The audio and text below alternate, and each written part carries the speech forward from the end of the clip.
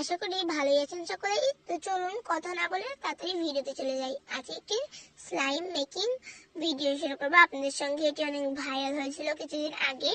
একটি ক্রিয়েটরের ভিডিও আমার টাইম লাইনে এসেছিল, ওটা দেখে আমি বানানোর চেষ্টা করছি। তো উনি যে স্টেপ অনুসরণ করছিল আমিও সেরকম করছি। এখানে আমি প্রথমে স্লাইমের ভিতরে ক্লের ভিতরে পানি দিয়ে নিয়েছি। তো পানি দেওয়ার পর ওটাকে ভালো মতো মিক্স করে নিয়েছি। দেন উনি একটা ফেস ওয়াশ দিয়েছিল, উনি কোন ব্র্যান্ডের দিয়েছিল সেটা আমি দেখিনি, খেয়াল করিনি। তো আমার কাছে যেটা ছিল আমি ওইটাই দিয়েছি। তো তারপরে মানে ফেস ওয়াশ দেওয়ার পরে ভালো করে মিক্স করে নিয়েছি, কিন্তু মিক্স করার পরে টেক্সচারটা অন্যের মতো আসছিল না।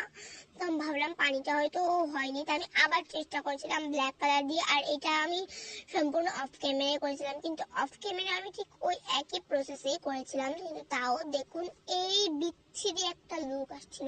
আর এটা স্লাইম তৈরি হয়নি, আমার হাতে লেগে খুব বিচ্ছিরি অবস্থা হয়ে গেছিল। আমি চামচ দিয়ে করতে পারতাম, কিন্তু যদি আমি চামচ দিয়ে করতাম তাহলে চামচ খারাপ হয়ে যেত, আমার মার হাতে আমাকে মার খেতে হতো অনেক ভালো। মানে তাও আমি তার জন্য আমি হাত দিয়ে করছি, কিন্তু হাতে করার ফলে আমার হাত পুরো নোংরা হয়ে গেছিল। তারপর আমি হাত পরিষ্কার করেছি অফ ক্যামেরায়।